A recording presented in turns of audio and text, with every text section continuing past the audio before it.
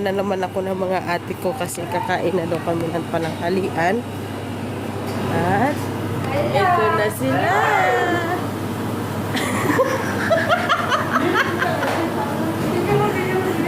Huwag na. Ano to? Egg lang. Ano? Ng ano? Sausawan. Kasi ako kanina eh. Saan si Ate Iris?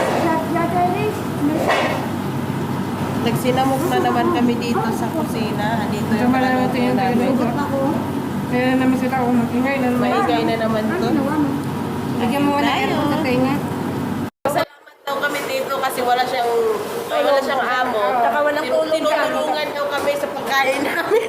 Tapos, nagulog sa pagkain, nakanitong pagkain mo. Huwag mo akong bigyan. Tapos walang tulog. Patay ng ilaw. Di mo na nakita nagmamasahe? Patay ng ilaw.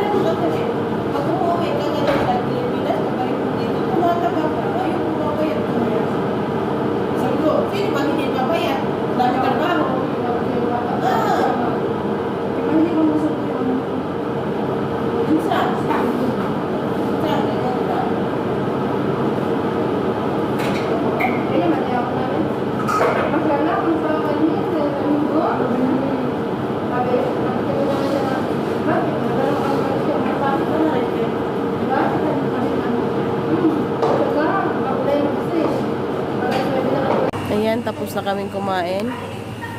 At magsibalikan na kami sa mga kwarto namin. Salamat, ate! Wala kasi itong amo eh. May amo pero walang anak, kaya nakakapagluto talaga siya. Thank you! May pang-vlog na naman ako. Bye-bye. Busog na ang tummy, guys. Oo, busog na. Thank you so much Bye-bye. for Mary. Mary Borrow. Ayan na, at tinawagan na din ako ng amo ko. So, bye-bye!